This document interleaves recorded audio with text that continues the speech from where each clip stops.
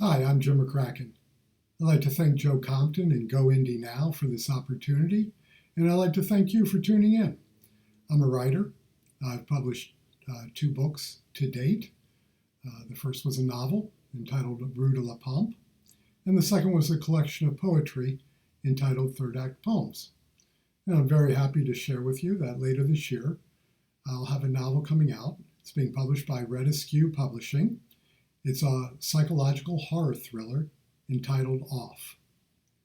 And I hope you'll keep an eye out for that later and follow me on social media and stay with me on this journey.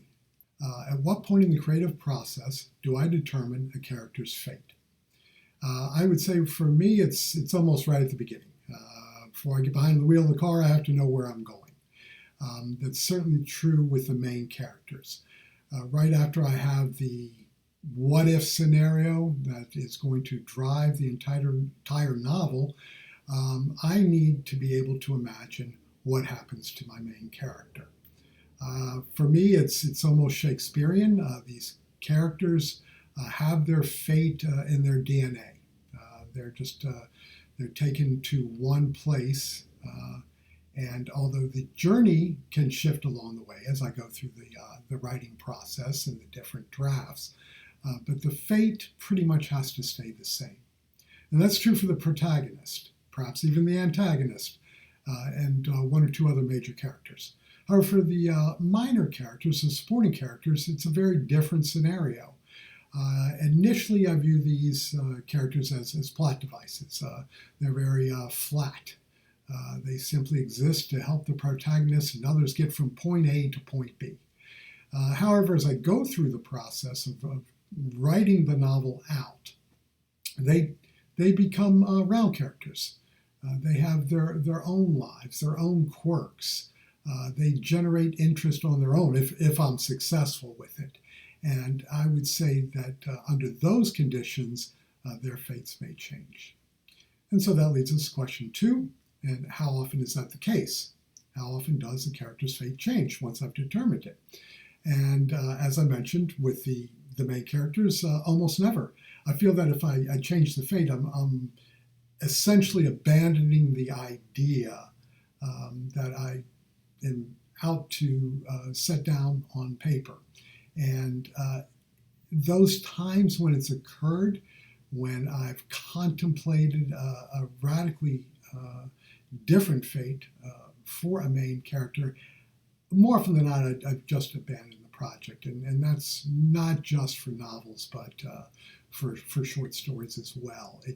It simply, to me, is an indication that what I was contemplating is not going to work. Now, for a supporting character, I'd say change is possible, as I've indicated, and that probably occurs somewhere between maybe 1 in 5 and 1 in 8 times. So somewhere between 12.5% and 20% of the time, a supporting character's fate will undergo a significant change. So, and that's the segue to question 3.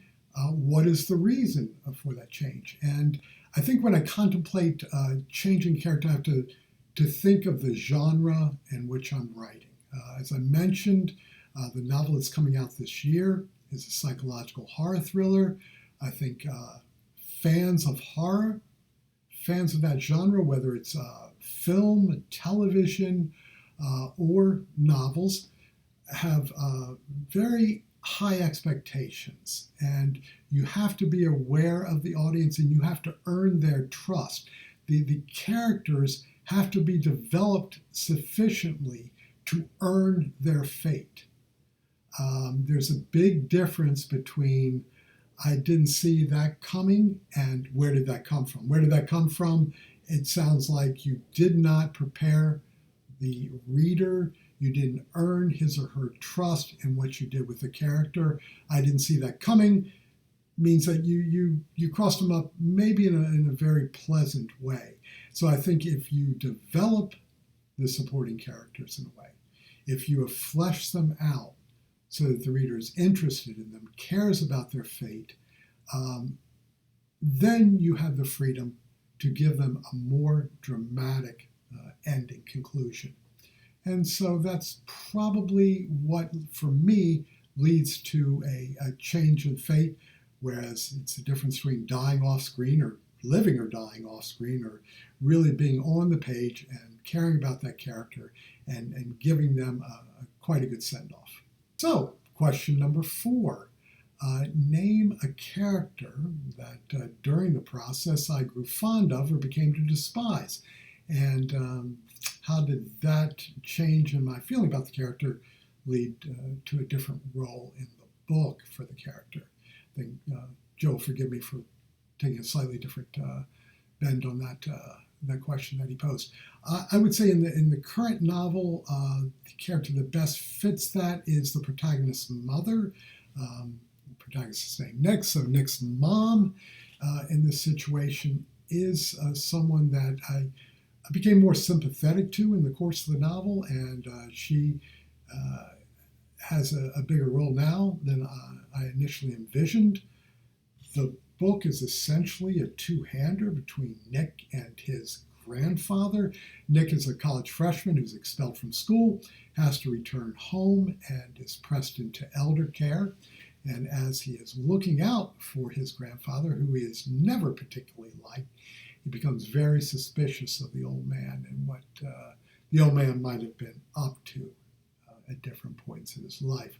And when I first conceived of this, Nick's mom was a useful part of the background. She provided actually the home, the setting for Nick to be at, the reason he was there.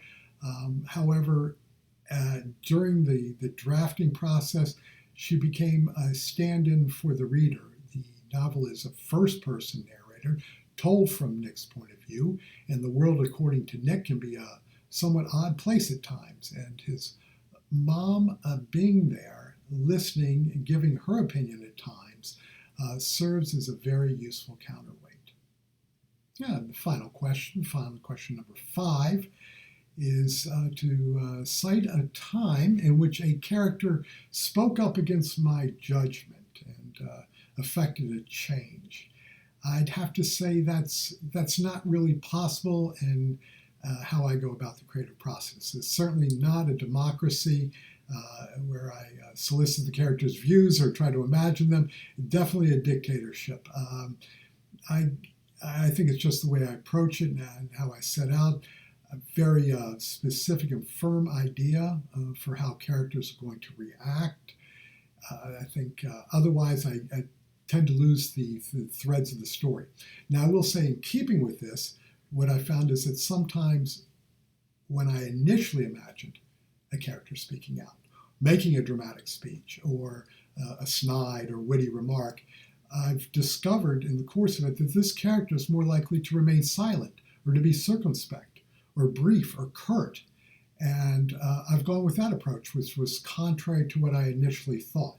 And I think it's telling that with certain characters, the less they say, the more effective and suspenseful it can be.